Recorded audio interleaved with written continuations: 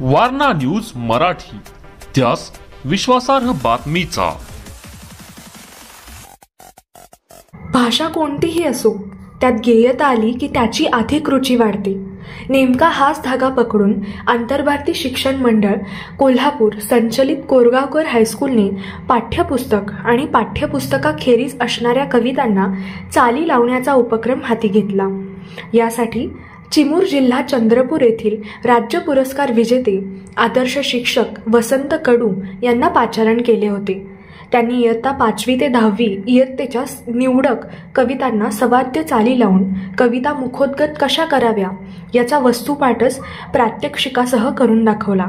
सर्व विद्यार्थ्यांकडून त्यांच्या वर्गांच्या कविता, त्यातील आशय, गेयता लक्षात घेऊन कविता कशी अभ्यासावी याचेही सविस्तर विवेचन केले।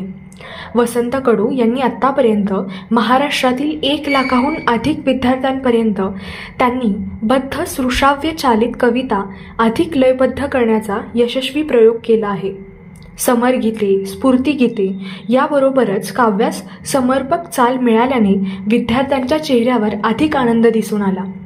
प्रारंभी मुख्याध्यापक संजय सौंदलगे यांनी स्वागत व प्रस्तावित करतानाच शाळेच्या प्रगतीचा आढावा घेतला।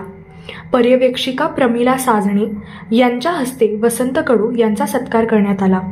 प्रभुप्रसाद रेळेकर यांनी पाहुण्यांचा परिचय करून दिला। सदाशिव राठवळ यांनी आभार प्रदर्शन केले।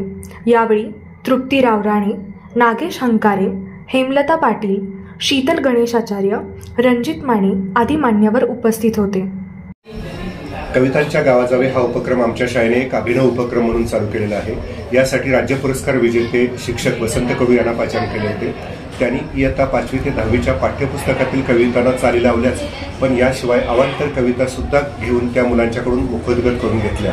आता आमच्या शाळेतील विद्यार्थी कविता चालीत म्हणतात, त्याचा अर्थ आणि आशय समजावून घेतात। आनंदाई शनिवार या अंतर्गत हा उपक्रम खूपच अभिनव असा गणला जाईल। वारणा न्यूजसाठी Akshara सौंदलगे, Kolhapur. Subscribe now and press the bell icon. Never miss an update.